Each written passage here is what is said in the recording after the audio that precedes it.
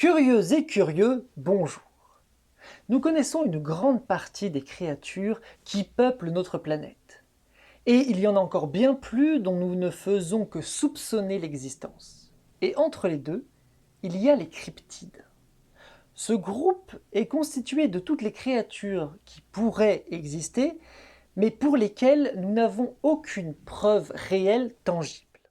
En tant que cabinetolier, nous avons une expertise plus globale sur ces créatures. Et aujourd'hui, j'aimerais vous parler de l'une d'elles, le petit Wolpertinger. Donc voici un tout petit spécimen. Ce nom désigne en réalité une espèce entière vivant principalement dans la forêt noire en Allemagne, et dont les individus, bien que mesurant toujours à peu près entre 20 et 30 cm à l'âge adulte, sont tous d'apparence très différents.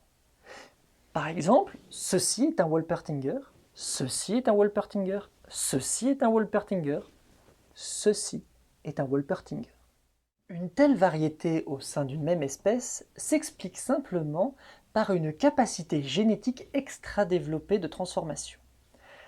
Le Wolpertinger peut changer une partie de son corps en fonction de ses besoins. Par exemple, avec celui que nous avons là, nous avons un Wolpertinger initialement ressemblant à un gros mulot qui a eu besoin de manger de la viande. Il a donc développé des canines de renard. Puis, pour échapper à un prédateur, il a eu besoin d'ailes pour s'envoler, qu'il a fait pousser très facilement. Et comme les nouveaux membres ne disparaissent pas comme ça par magie après utilisation, on a un peu l'impression qu'ils ont une apparence grotesque, alors qu'en réalité, c'est une façon de raconter l'histoire de leur vie. Si on en voit si peu dans la nature et que la plupart que vous verrez empaillés sont de vulgaires contrefaçons, c'est que capturer ces rois de l'adaptation n'est pas une mince affaire et demande une technique extrêmement pointue dont Erdinstag s'est rendu maître, bien évidemment.